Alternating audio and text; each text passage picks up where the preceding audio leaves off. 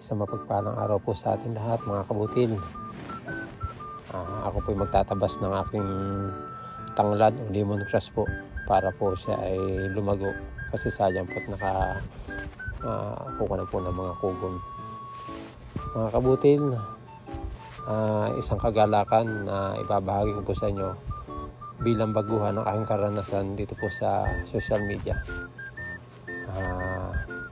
Hinahamon ko po ang aking sarili na maipakita po ang aking talento dito po sa social media, kung ano po aking ginagawa dito po sa probinsya.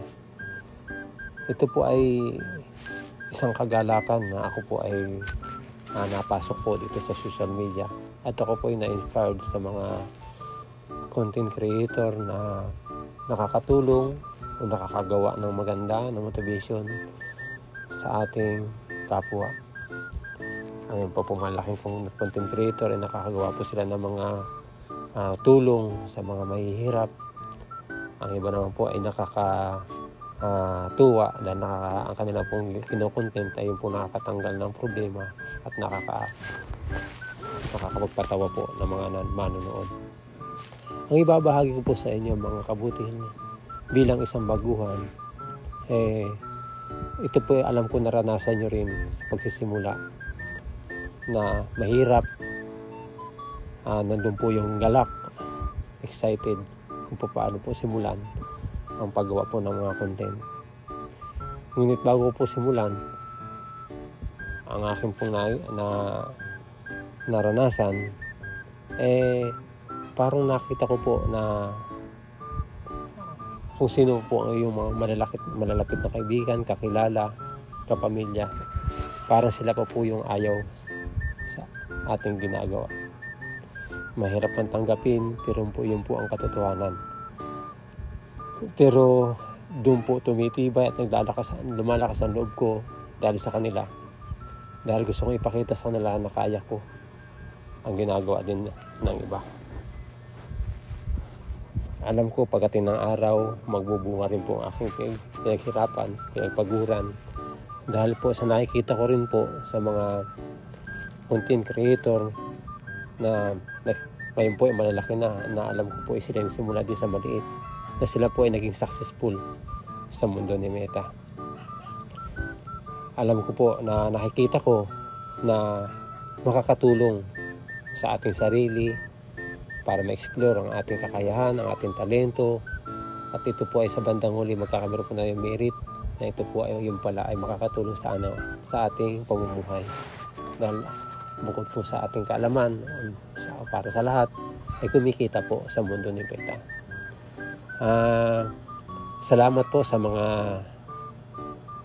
content creator na gumagawa po ng tutorial para po sa mga gaya ko, baguhan sa mundo po ng social media, na ako po ay nag-guide sa tama.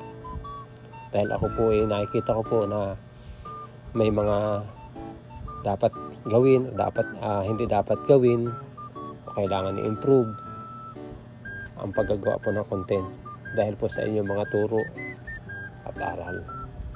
Salamat po sa mga content creator na bagamat hindi ko po sila mababangkit dahil marami po sila, ay malaking tulong po sa akin dahil ako po ay baguhan.